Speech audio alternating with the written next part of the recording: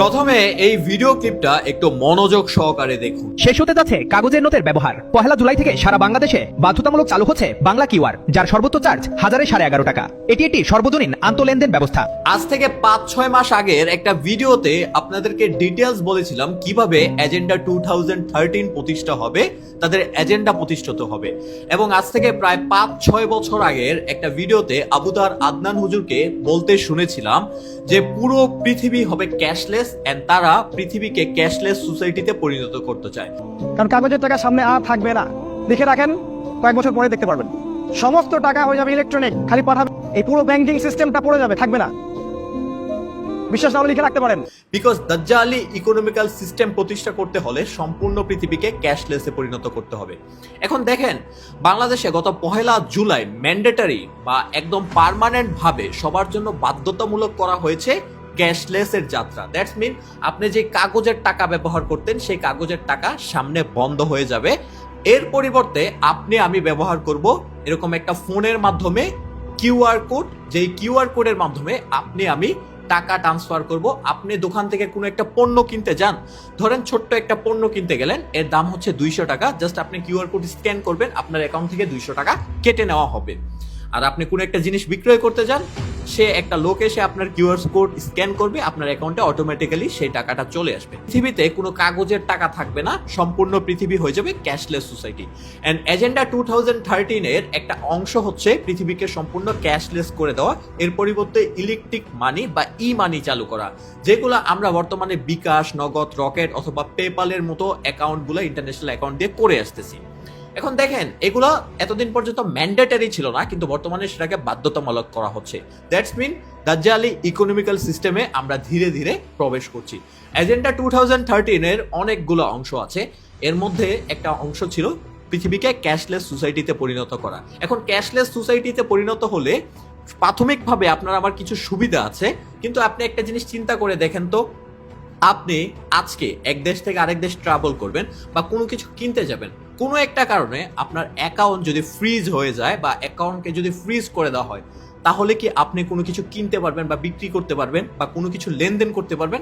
কখনোই পারবেন না, আপনি এই জায়গাতে আটকে যাবেন। অ্যান্ড তাদের উদ্দেশ্য গোটা একটা পৃথিবীর জাতিকে একটা নির্দিষ্ট জায়গায় আটকে দেওয়া। এর জন্য যত ধরনের ব্যবস্থা আছে তারা গ্রহণ করছে। শুধু তাই নয়, এজেন্ডা 2013 এর আরেকটা অংশ হচ্ছে ভ্যাকসিন কার্ড চালু করা। বিল গেটস সম্প্রতি একটা প্রজেক্ট চালু করতে যাচ্ছে, যেটার নাম হচ্ছে ভ্যাকসিনেট। এই প্রজেক্টে প্রত্যেকটা মানুষ পৃথিবীর একটা ভ্যাকসিন কার্ড বহন করবে। এতদিন পর্যন্ত ভ্যাকসিন কোনো ম্যান্ডেটরি ছিল না, কিন্তু আর সামনের বিশ্বে হবে ভ্যাকসিন ম্যান্ডেটরি। দ্যাটস মিন আপনাকে বাধ্যতামূলকভাবে ভ্যাকসিন নিতেই হবে। সেটা আপনার একটা ন্যানো পার্টিকেল চিপসেট হবে, যেটা কোনো ট্যাটুর মতো আপনার স্কিনের যে কোনো একটা অংশে বসিয়ে দেওয়া হবে গর্ত করে। অ্যান্ড আপনি এয়ারপোর্ট থেকে শুরু করে যে কোনো জায়গাতে যান না কেন, জাস্ট আপনি এই জিনিসটা স্ক্যান করবেন, আপনার ভ্যাকসিন পারমিশন আছে, আপনি ট্রাভেল করতে পারবেন ইন্টারন্যাশনাল ভাবে। এছাড়া আপনি কখনো করতে পারবেন না। আপনি কোনো ফুড কিনতে যান, আপনাকে এটা স্ক্যান করতে হবে। ভ্যাকসিন কার্ডের পাশাপাশি ম্যান্ডেটরি হতে যাচ্ছে এজেন্ডা 2013 এর ভিতরে, সেটা হচ্ছে digital ID. Proposals to have mandatory digital ID. Islam has introduced a digital ID card. And that is why today I am announcing this government will make a new free of charge digital ID mandatory.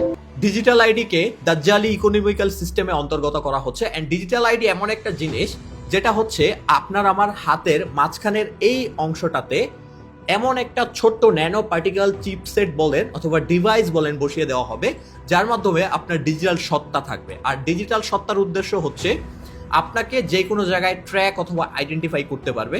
আপনার location থেকে শুরু করে সকল কিছু easily trace করা যাবে। আপনি সারাদিন কি করছেন না করছেন প্রত্যেকটা জিনিসের উপর নজরদারি করা যাবে। এর মাধ্যমে হবে কি, আপনি কোনো কিছু কিনতে যান বা বিক্রয় করতে যান, আপনার কোনো ডিভাইসের প্রয়োজন হবে না।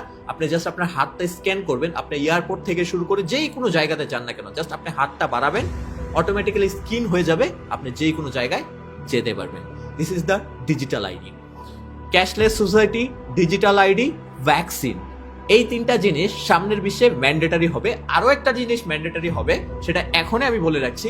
আপনার আমার হাতে থাকা এই মোবাইল ফোনগুলা, যেগুলো ইটের মতো দেখতে খানিকটা, এই ডিভাইসগুলো বন্ধ হয়ে যাবে।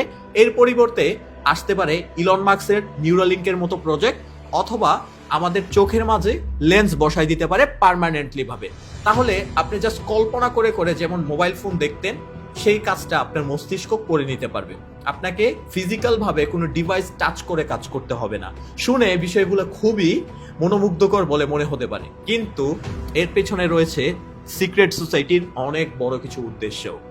সত্যিকার অর্থে খোলাখুলিভাবে আপনাদের সামনে অনেক কিছুই উপস্থাপন করা সম্ভব হচ্ছে না। তাই আপনাদেরকে বলবো, যারা এই সকল বিষয়ে সতর্ক থাকতে চান, তাম গ্রুপের লিঙ্ক নিচে দেওয়া থাকবে, সেখানে জয়েন হয়ে যাবেন। আর এই ভিডিওটা বেশি থেকে বেশি শেয়ার করবেন যাতে মানব জাতিকে সচেতন করা যায়।